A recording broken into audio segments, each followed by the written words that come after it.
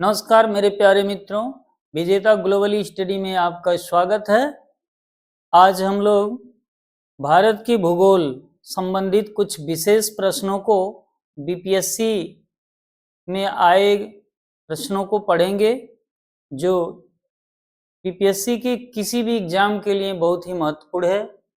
आइए देखते हैं। देखिए यहाँ पे हमारा 13 नंबर का जो प्रश्न है लिखा है, भारतीय उपमहाद्वीप पूर्व में मूलतः एक भाग है, यानी तेथिस सागर का है भाग, कि गोंडवाना लैंड का है, पेंजिया का है, या उपयुक्त में से एक से अधिक, उपयुक्त में से कोई नहीं। तो सीधे में देखिए, जैसे हम आपको बताए थे कि पहले एक तेथिस सागर हुआ था, तेथिस सागर। दुनिया में एक ही सागर था, तेथिस सागर, और तेथिस सागर के बीच में एक महाद्वीप था। उस महाद्वीप का नाम था पेंजिया महाद्वीप। पेंजिया महाद्वीप, ठीक है। लेकिन कुछ समय बाद ये पेंजिया महाद्वीप दो टुकड़ों में टूट गया। कितने टुकड़ों में? दो टुकड़ों में।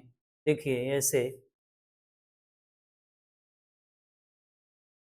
दो टुकड़ों में, एक लारेसिया और एक गोंडवाना लैंड।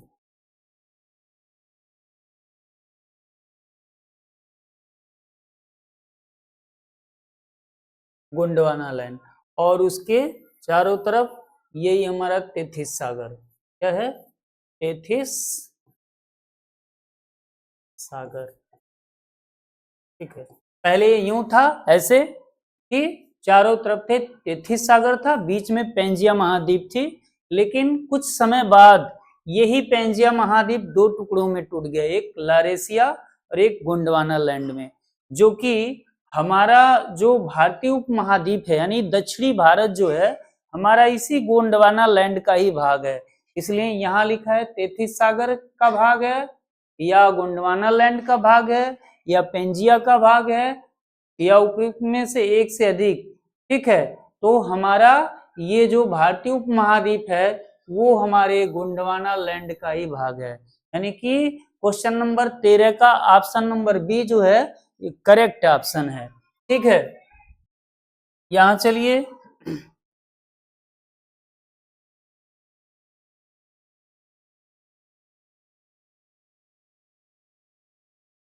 अब आइए क्वेश्चन नंबर 14 पर लिखा है, भौगोलिक क्षेत्रफल के अनुसार, भौगोलिक क्षेत्रफल के अनुसार भारत की निम्नलिखित भौतिक इकाइयों को आरोही क्रम में व्यवस्थित कीजिए। आरोही क्रम में व्यवस्थित कीजिए, ठीक ना।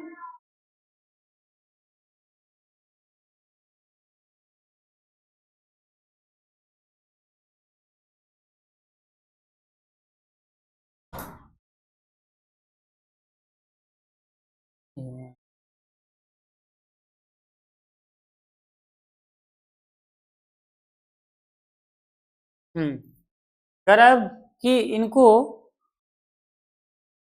भौतिक इकाइयों को आरोही क्रम में व्यवस्थित करिए। आरोही क्रम मीन्स होता क्या है? बढ़ते क्रम। बढ़ते क्रम का मतलब सबसे छोटा सबसे पहले, उससे बड़ा उससे बड़ा उससे बड़ा उससे बड़ा, यानी सबसे बड़ा सबसे लास्ट में होता है, ठीक है।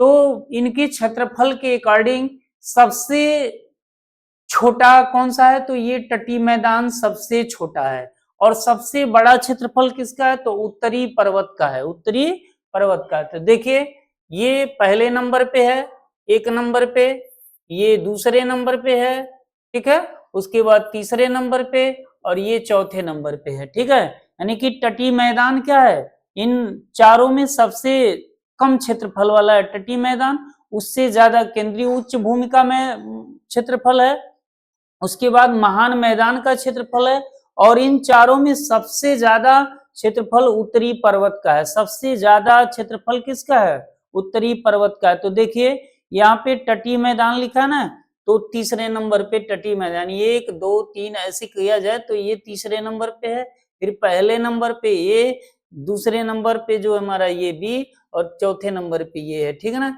इसलिए ऑप्शन नंबर जो ए है वो करेक्ट आंसर होगा, ठीक है।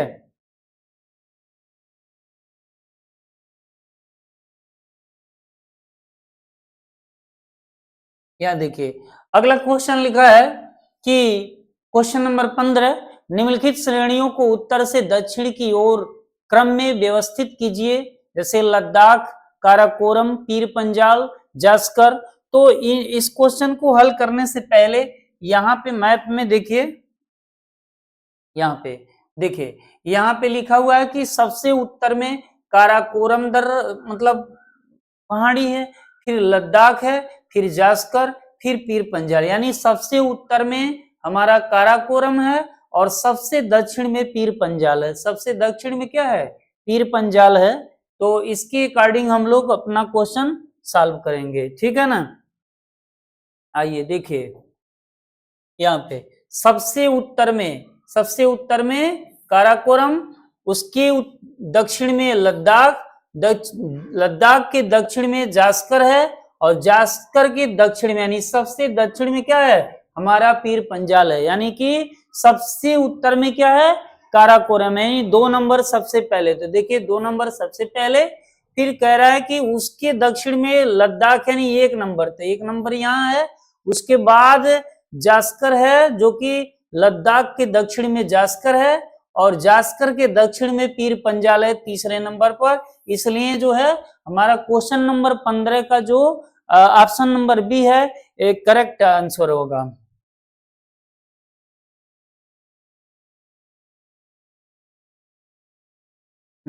अगला क्वेश्चन नंबर 16 देखिए, कह रहा है गंगा के मैदान को एक रूप में वर्णित किया जा सकता है, यानी कि गंगा के मैदान को पैडी प्लेन, पेनी प्लेन, जियोसीन प्लेन, क्रॉस्ड प्लेन के नाम से, मतलब इन चारों में से किस नाम से, किस रूप में वर्णन किया जा सकता है?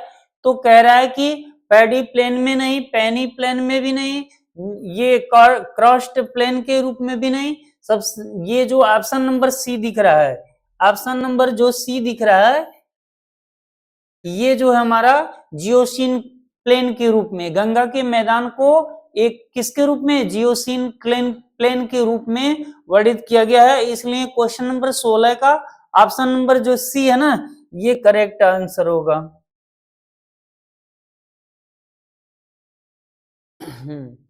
देखिए इसमें दिया है कि बिहार की भौगोलिक संरचना, बिहार की, यहाँ देखो लिखा है बिहार की भौगोलिक संरचना चट्टानी प्रणालियों से बनी है।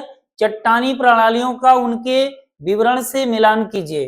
पहला लिखा है धारवाड़ चट्टान प्रणाली, धारवाड़ चट्टान प्रणाली। यहाँ देखो कह रहा है कि यहाँ पे हिमालयी और प्रायद्वीपीय नदियों द्वारा मिट्टी आदि के तीव्र जमाव से निर्मित है। तो क्या धारवाड़ चट्टान निर्मित है? क्या विंध्यन चट्टान निर्मित है? या तृतीय कल्प के चट्टान, तृतीय कल्प मतलब सबसे लेटेस्ट चट्टान का निर्माण हुआ है? तो ये ऑप्शन नंबर 1 का, ठीक है।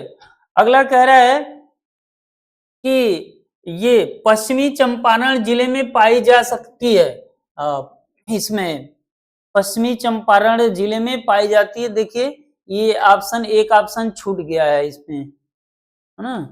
विंध्यन चट्टान तो हमारा इसमें पाया जाता है। असम नंबर, ये क्वेश्चन ये गलत टाइप हो गया है, इसको छोड़ते हैं, बाद में देख लेते हैं, ठीक है। आइए यहाँ देखिए क्वेश्चन नंबर 18 लिखा है हिमालय का पर्वतपदी प्रदेश, यानी ट्रांस हिमालय है, हिमालय का पर्वतपदी प्रदेश, शिवालिक है, बृहत हिमालय है, अरावली है, तो कौन सा है? तो देखिए हिमालय का पर्वतपदी प्रदेश अर्थात हिमालय के सबसे दक्षिण में स्थित हिमालय की जो श्रेणी है वो है शिवालिक, वो है शिवालिक।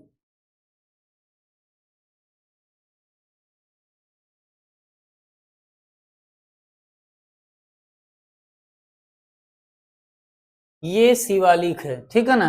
हिमालय का पर्वतपदी प्रदेश हमारा क्या है?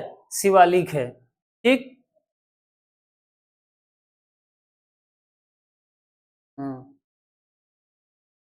देखिए यहाँ पे अगला है क्वेश्चन नंबर 19, लिखा है हिमालय पर्वत की निम्न चोटियों में से कौन सी भारत में नहीं है। यहाँ पे पहला ऑप्शन है धौलागिरी, दूसरा ऑप्शन है नंगा पर्वत, तीसरा है कामेट, ठीक, और चौथा है उपयुक्त में से कोई नहीं। तो देखिए नंगा पर्वत जो हमारा है ना, ये भी जो हमारे भारत में पाया जाता है, कहाँ पे पाया जाता है, तो ठीक है ना, हिमाचल प्रदेश। फिर धौलागिरी, ये देखिए धौलागिरी भारत में नहीं पाया जाता है, धौलागिरी जो है ना नेपाल में पाया जाता है। कामेट हमारे भारत में पाया जाता है, इसलिए ये जो है ऑप्शन नंबर जो ए है ना, वही जो है 19 नंबर का आंसर होगा, 19 नंबर का आंसर। अगला क्वेश्चन है भारत की सबसे ऊंची पर्वत श्रेणी कहते हैं, यानी कि भारत की सबसे ऊंची पर्वत श्रेणी कंचनजंगा है या एवरेस्ट है, केटू है, उपयुक्त में से एक से अधिक, उपयुक्त में से कोई नहीं। तो देखिए एवरेस्ट हमारे भारत में नहीं है, ये नेपाल में है, जिसको हम सागर माथा के नाम से भी जानते हैं। नेपाल में इसे एवरेस्ट को किस नाम से जानते हैं, तो सागर माथा के नाम से जानते हैं। केटू जो है लेकिन ये कंचनजंगा से कम ऊंचाई का है, इसलिए, और कंचनजंगा हमारे भारत में है, और कहाँ है, किस राज्य में, सिक्किम में है। कहाँ पे है, भारत यानी सिक्किम और नेपाल के बॉर्डर, नेपाल के सबसे पूर्वी सीमा पर सिक्किम में बसा हुआ ये चोटी है, इसलिए ये भारत की सबसे ऊंची पर्वत श्रेणी हमारा क्या है, कंचनजंगा। क्या है, कंचनजंगा है।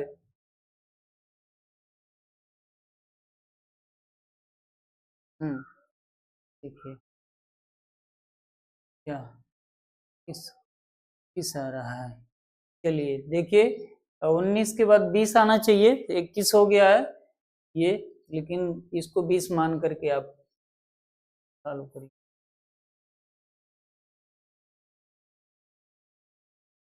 कह रहा है निम्नलिखित में से कौन सा सबसे लंबा हिमनद है, यानी कि गंगरी हिमनद सबसे बड़ा है, या बतुरा हिमनद है, या हिस्पर, उपयुक्त में से कोई नहीं। तो कौन सा है, तो इसमें से आपका जो ऑप्शन नंबर बी है बतुरा, ये बतुरा जो है सबसे बड़ा हिमनद है, सबसे बड़ा, जो कि कहाँ है, बल्टिस्तान में जो पाया जाता है।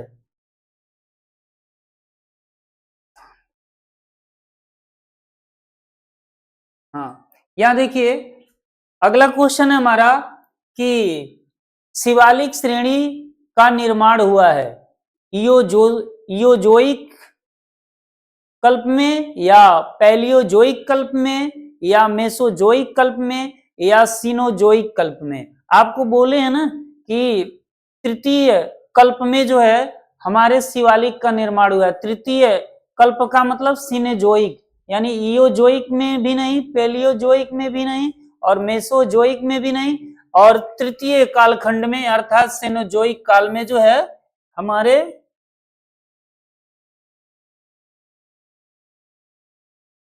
शिवालिक श्रेणी का निर्माण हुआ है, सीनोजोइक काल में।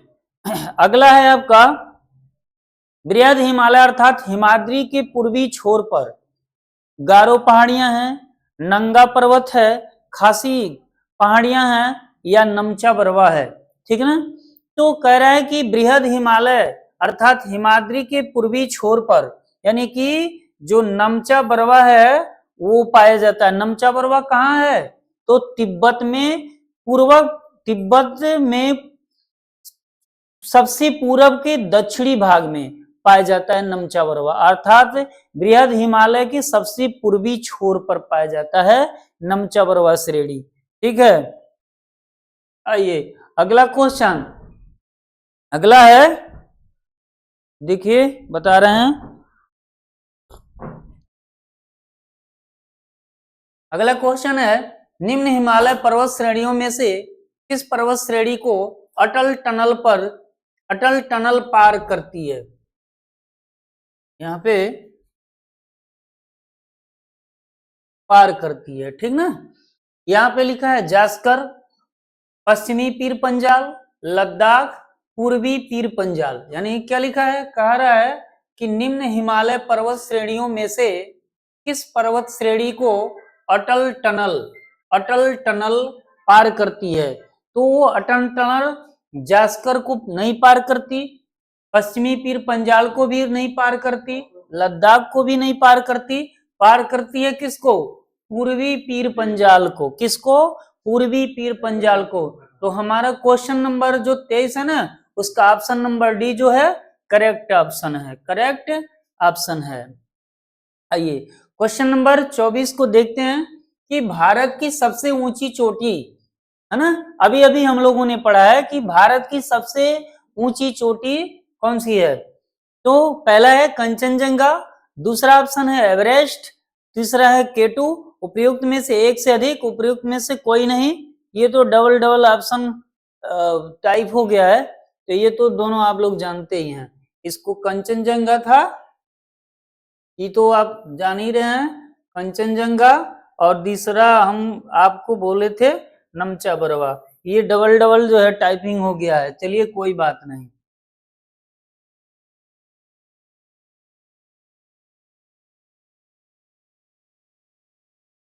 चाय पी रहे हैं?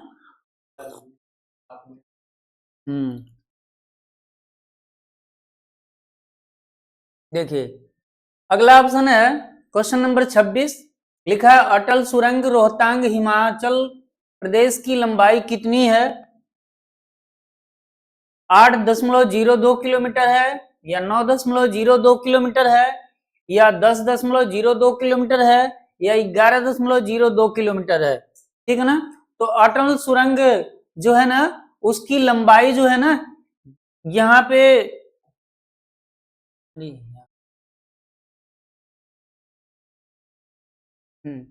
ये ऑप्शन नंबर जो बी दिख रहा है 9.02 किलोमीटर, तो अटल सुरंग की लंबाई जो है 9.02 किलोमीटर की है, इसलिए ऑप्शन नंबर बी जो है करेक्ट ऑप्शन है। यहां देखिए निम्नलिखित पर्वत श्रेणियों में से कौन गंगा के मैदान एवं दक्कन पठार को विभाजित करती है? देखिए ठीक है ना, अगर हमारे गंगा के मैदान और दक्कन पठार यानी कि दोनों को अलग अलग करती है। गंगा का मैदान उत्तर भारत में और दक्कन का पठार किधर है? दक्षिण भारत में है। उसको डिवाइड करने वाली, अलग अलग करने के लिए कौन सा जो है श्रेणी है? विंध्याचल श्रेणी है, हिमालय श्रेणी है, अरावली श्रेणी है, या पूर्वी घाट है? तो सबसे हमारे जो है गंगा के मैदान और दक्कन को पठार को बांटने वाली श्रेणी का नाम है विंध्याचल श्रेणी। क्या नाम है? विंध्याचल श्रेणी है। ठीक है ना? यहां देखिए अगला क्वेश्चन है आपका, कन्याकुमारी से सटी पहाड़ियां, कन्याकुमारी से सटी पहाड़ियां कौन सी हैं? यानी कि कन्याकुमारी हमारे भारत की सबसे दक्षिणी छोर है। कन्याकुमारी हमारे भारत की सबसे दक्षिणी छोर है।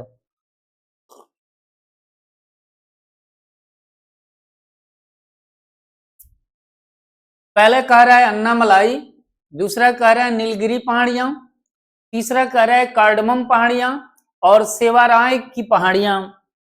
तो देखिए हम बता रहे हैं, सबसे पहले तो अगर हम उत्तर से देखें तो सबसे पहले हमारी नीलगिरी की पहाड़ी पड़ेगी। अगर यहां से देखें, ऐसे ऐसे देखें तो नीलगिरी, नीलगिरी नीलगिरी की पहाड़ी आएगी। फिर नीलगिरी पहाड़ी के दक्षिण में जो है हमारा अन्नामलाई आएगा।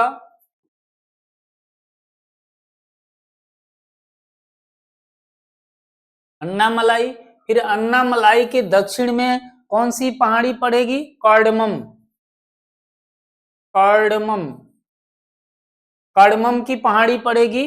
और कार्डमम के सटे ही हमारा कन्याकुमारी है, कन्याकुमारी। ठीक है? अर्थात अगर आपसे पूछा जाए कि हमारे भारत का दक्षिणतम पहाड़ी का क्या नाम है, दक्षिणतम श्रेणी का क्या नाम है, तो कार्डमम। क्या नाम है? कार्डमम जो पहाड़ी है सबसे दक्षिण में है हमारे। इसलिए क्वेश्चन नंबर जो 28 है ना, उसका ऑप्शन नंबर जो सी है, कार्डमम पहाड़ियां, यही है कन्याकुमारी से सटे हुए पहाड़ी। अगला क्वेश्चन है आपका कि अन्नामलाई, इलायची की पहाड़ियां और पालनी की पहाड़ियां कहां पर मिलती हैं? अन्नामुडी में मिलती हैं, कालसुबाई में मिलती हैं, डोडा बेटा में मिलती हैं या पुष्पगिरी में मिलती हैं। ठीक है, तो ये अन्नामलाई, इलायची की पहाड़ी और पालनी, ये तीनों पहाड़ियां एक दूसरे को, ऑप्शन नंबर जो ए है ना, अन्नामुडी, अन्नामुडी में ये तीनों पहाड़ियां एक दूसरे से मिलती हैं। अन्नामलाई, इलायची की पहाड़ी और पालन की पहाड़ी, ये तीनों की तीनों अन्नामुडी में पड़ती हैं, इसलिए option number A correct answer है। अगला क्वेश्चन देखिए, भारतीय समुद्र शास्त्रियों ने अरब सागर के तल में मुंबई से पश्चिम दक्षिण पश्चिम में लगभग 455 किलोमीटर दूर एक नए 1505 मीटर ऊंचे पर्वत की खोज की है। इस पर्वत का नाम क्या है? यहाँ पे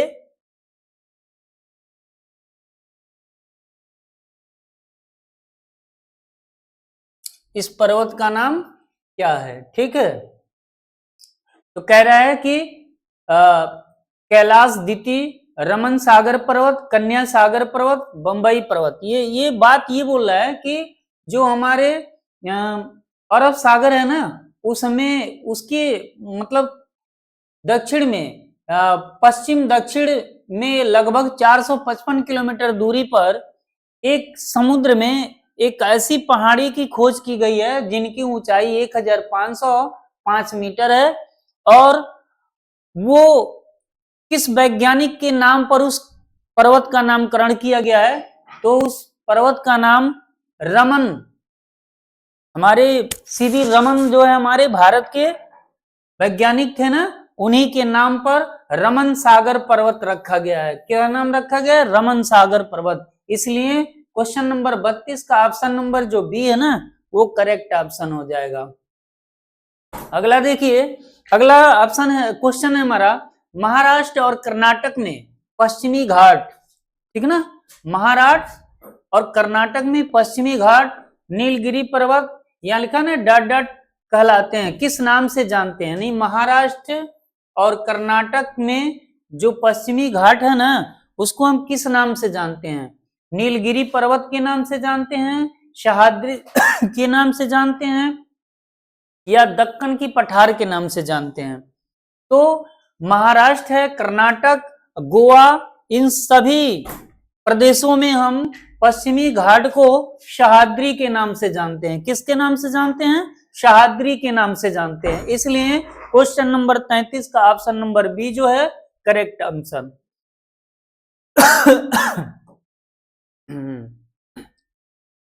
यहां देखिए, इतनी चाय पी लेने दीजिए हमको।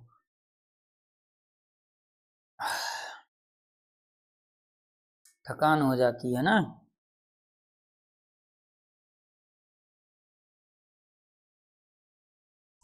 यहां देखिए, क्वेश्चन नंबर 30, यहां उल्टा सीधा सब नंबरिंग हो गया। चलिए कोई बात नहीं। निम्नलिखित किस पहाड़ी पर पूर्वी घाट पश्चिमी घाट से मिलता है?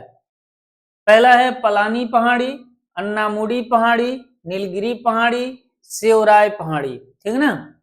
यहां लिखा पश्चिमी घाट, यहां क्या लिखा? पूर्वी घाट और पश्चिमी घाट, ठीक है ना। कह रहा है किस पहाड़ी पर मिलती हैं, तो पूर्वी घाट और पश्चिमी घाट। देखिए हमारे भारत का मैप कैसा है? ऐसा है ना, ऐसे। तो यहाँ पे, यहाँ ऐसे और ऐसे आकर के कहा मिलती हैं? मतलब यहाँ पे जो पहाड़ी है ना, इसका नाम है नीलगिरी, नीलगिरी, ठीक। तो पश्चिमी घाट और पूर्वी घाट, यानी कि पश्चिम इधर से अपना जो पूर्वी घाट और पश्चिमी घाट दोनों एक दूसरे को आके नीलगिरी पहाड़ी पर मिलती हैं। तो ये जो हमारा क्वेश्चन नंबर 30 है ना, उसका ऑप्शन नंबर जो सी है, वो नीलगिरी पहाड़ी, वो करेक्ट ऑप्शन है। ठीक, आइए अगला क्वेश्चन है, जहां पूर्वी घाट और पश्चिमी घाट मिलते हैं वहां निम्नलिखित में से कौन सी पहाड़ियां अवस्थित हैं? अन्नामलाई पहाड़ी, कार्डमम पहाड़ी, नीलगिरी पहाड़ी, सेराव पहाड़ी। वही चीज जो क्वेश्चन नंबर 30 में था वही क्वेश्चन नंबर 31 में है, तो वो है पहाड़ी नीलगिरी की पहाड़ी। Option number C, option number C है, ठीक है ना, नीलगिरी की पहाड़ी, ठीक है। तो ये हो गया। अगला है कि निम्नलिखित में से किस पहाड़ी पर चाय बागान नहीं है? ठीक, अगर आपसे पूछा जाए कि बताइए भारत में वह स्थान जहां पे सबसे पहले जो है चाय की खेती की गई थी, सबसे पहले चाय की खेती की गई थी, तो किस पहाड़ी पे की गई थी, किस जगह की गई थी? तो बाबा बूदन पहाड़ी पे की गई थी। सबसे पहले भारत में अगर कहीं चाय की खेती की गई थी तो बाबा बूदन की पहाड़ी पे की गई थी। वही पूछ रहा है कि इसमें कि निम्नलिखित में से किस पहाड़ी पर चाय बागान नहीं है? पहला क्वेश्चन है कानन देवन, दूसरा है नीलगिरी, तीसरा है दार्जिलिंग और गिरनार, चौथा ऑप्शन है गिरनार, ठीक है ना। तो कानन देवन में भी चाय की खेती की जाती है, ठीक है ना, यहाँ पे भी नीलगिरी की पहाड़ियों पे भी चाय की खेती की जाती है, दार्जिलिंग में भी खेती की जाती है चाय की, लेकिन गिरनार में चाय की खेती नहीं की जाती है। गिरनार मतलब गुजरात में चाय की खेती नहीं होती है, इसलिए क्वेश्चन नंबर 34 का option number D correct option है। अगला है सोमेश्वर श्रेणी निम्नलिखित पर्वत श्रेणियों में से किसका एक भाग है? क्या सतपुड़ा श्रेणी का भाग है सोमेश्वर श्रेणी?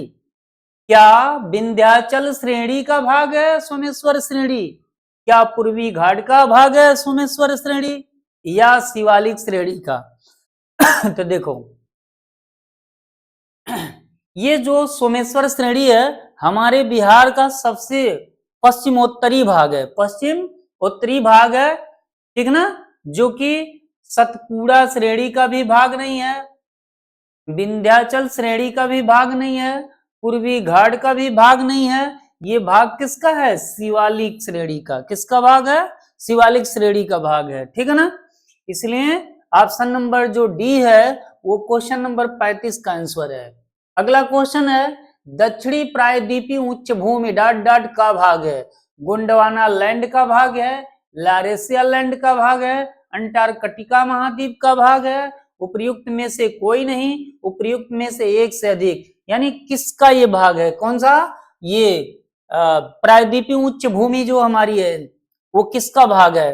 तो अभी अभी आपको बताया ना कि हमारे भारत का जो दक्षिणी भाग है अर्थात जिसको हम प्रायद्वीपीय भारत कहते हैं वो गोंडवाना लैंड का भाग है। किसका है?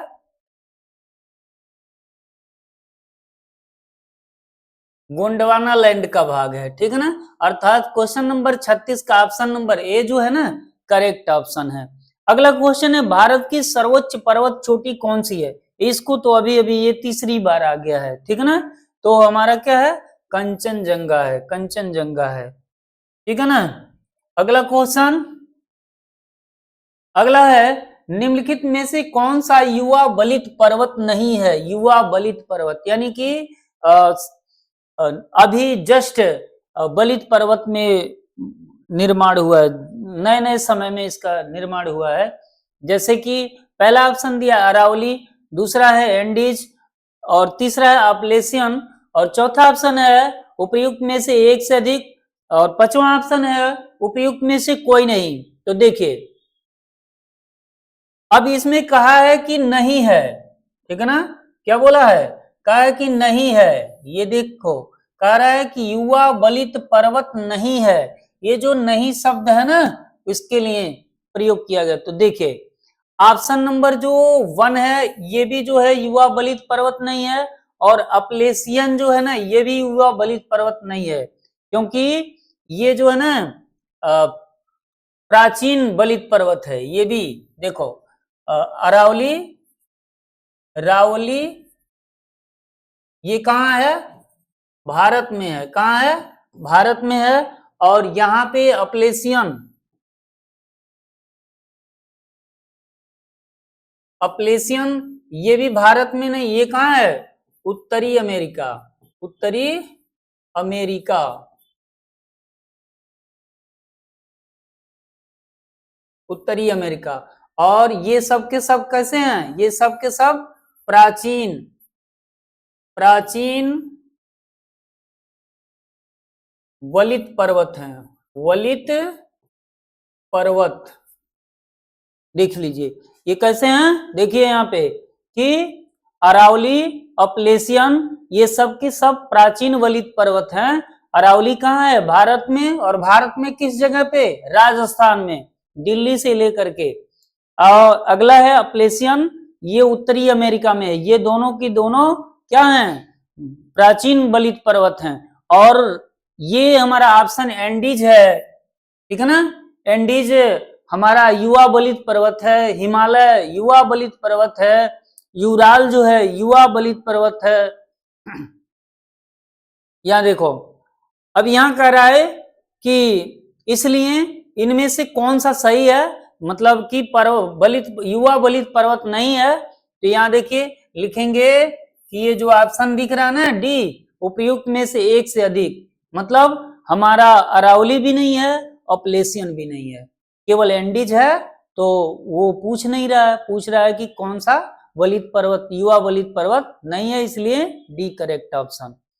अगला है हिमालय में हिमरेखा निम्न के बीच होती है, यानी कि जो हिमालय पर्वत है ना उसमें हिमरेखा कितनी, मतलब कितने मीटर से कितने मीटर तक है। तो यहां देखिए 4300 से 6000 मीटर पूर्व में, यहां लिखा 40,000 से, ये गलत लिख दिया ऑप्शन, 4000 से 5800 मीटर पश्चिम में। अगला है 4500 से 6000 मीटर पश्चिम में, उपर्युक्त में से कोई नहीं। तो हिमालय में हिमरेखा निम्न के बीच है। तो पहला ऑप्शन जो देख रहे हैं, ऑप्शन नंबर ये कि हिमरेखा 4300 से 6000 मीटर पूर्व में, ये हिमरेखा निम्न हिमरेखा है हिमालय की, इसलिए 39 क्वेश्चन नंबर का ऑप्शन नंबर ये करेक्ट ऑप्शन है।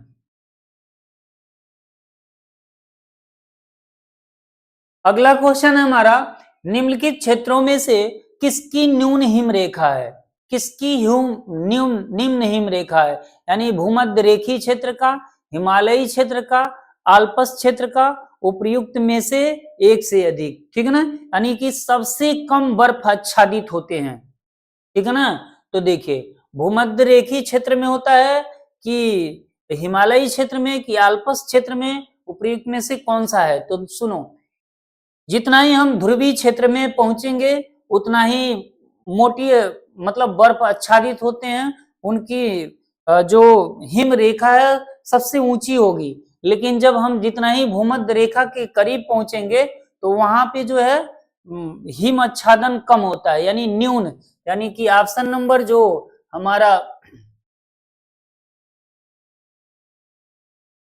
ये ए है वो करेक्ट ऑप्शन होगा। भूमध्य रेखीय क्षेत्र सबसे निम्न हिमाच्छादन रेखा होता है। अगला कह रहा है उत्तर प्रदेश में हिमरेखा की औसत ऊंचाई। तो देखिए आप लोग भी उत्तर प्रदेश के ही हैं, हम भी उत्तर प्रदेश के ही हैं, ठीक है ना। लेकिन ये बताइए कि कहीं पर उत्तर प्रदेश में ऐसा कोई पर्वत श्रेणी है क्या जिस पर जो है हिमाच्छादन पूरे साल भर होते रहते हैं, ऐसा कहीं है तो नहीं, ठीक है ना। तो यहाँ पे कहीं नहीं है। देखिए ऑप्शन नंबर ई छूट गया है, यहाँ पे देखिए ऑप्शन नंबर ई, इनमें से कोई नहीं, कोई नहीं, ठीक है ना।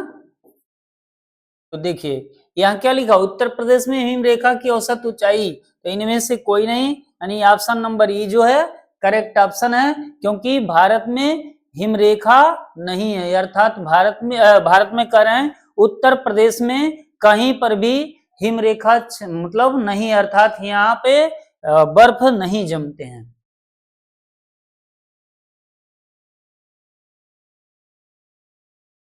देखिए अगला क्वेश्चन है, निम्नलिखित क्षेत्रों में से कौन सा भूस्खलन प्रवृत्ति नहीं है, मतलब पश्चिमी घाट पर भूस्खलन नहीं होता, पूर्वी घाट पर भूस्खलन नहीं होता, हिमालयी क्षेत्र में जो है भूस्खलन नहीं होता, उपयुक्त में से एक से अधिक यानी कई में होता है, या इनमें से किसी में भी नहीं होता। तो देखिए पश्चिमी घाट में भी भूस्खलन नहीं होता है, पश्चिमी घाट में भी भूस्खलन नहीं होता है, हिमालयी क्षेत्र नहीं, पूर्वी घाट में भी पश्चिमी घाट में भी भूस्खलन होता है, ये हिमालयी क्षेत्र में भी भूस्खलन प्रवृत्तियां हैं, ठीक, लेकिन पूर्वी घाट में जो है भूस्खलन प्रवृत्तियां नहीं है, नहीं वाला पूछ रहा है, इसलिए जो है जो बी होगा ना क्वेश्चन नंबर 42 का option number B correct option होगा।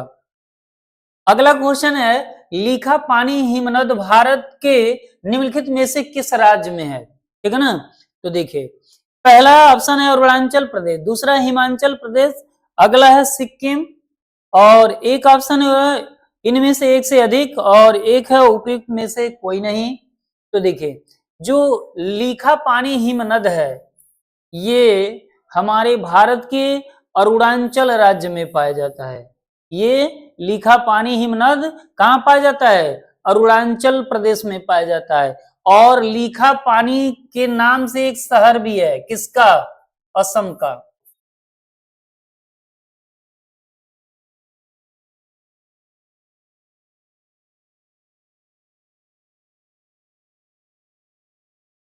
ठीक है ना, लिखा पानी जब हिमनद आप लिखा पानी के साथ हिमनद जुड़ जाएगा तो अरुणाचल प्रदेश में है, लेकिन जब लिखा पानी नाम का स्थान कहाँ है तो असम का एक शहर है, ऐसा बताइएगा, ठीक है ना। इसलिए क्वेश्चन नंबर 3 का ऑप्शन नंबर ए जो है करेक्ट ऑप्शन होगा। अगला क्वेश्चन है हमारा मूला मरकत और बोलतन क्या है, मूला मरकत और बोलतन क्या है, कश्मीर की शहर है, या पर्वतीय दर्रे हैं, या पर्वत चोटियां हैं, या उपयुक्त में से एक से अधिक, या उपयुक्त में से कोई नहीं। तो देखिए ये जो मूला मरकत और बोलतन है ये हमारे पर्वतीय दर्रे हैं, क्या हैं, पर्वतीय दर्रे यानी कि रास्ते, ठीक है ना। और ये कहाँ है, मूला मरकत और ये बोलतन, ये तीनों कहाँ हैं, तो पाकिस्तान में। ये मूला मरकत और बोलतन दर्रे कहाँ हैं, तो पाकिस्तान में है। अगला क्वेश्चन है हमारा भारत के अतिरिक्त प्रायद्वीपीय पर्वत निर्मित हुए हैं इयोजोइक महाकल्प में, पैलियोजोइक में, मेसियोजोइक में, सेनोजोइक में, ठीक है ना। अभी अभी इसको हम लोगों ने देखा है कि भारत के अतिरिक्त ये जो प्रायद्वीपीय पर्वत हैं वो सबके सब कहाँ हैं, सेनोजोइक कल्प में इनका निर्माण हुआ है। कब हुआ है, सेनोजोइक कल्प में इनका निर्माण हुआ है, ठीक है ना। तो क्वेश्चन नंबर 45 का जो ऑप्शन नंबर डी है ये जो है करेक्ट ऑप्शन है। देखिए आज के लिए बस इतना ही क्वेश्चन, बस आप लोग धैर्य बनाए रहिए और मनोबल बढ़ाए रहिए, हाँ हम लोग भी आपके सहायता में तत्पर रहेंगे। आज के लिए इतना ही, धन्यवाद।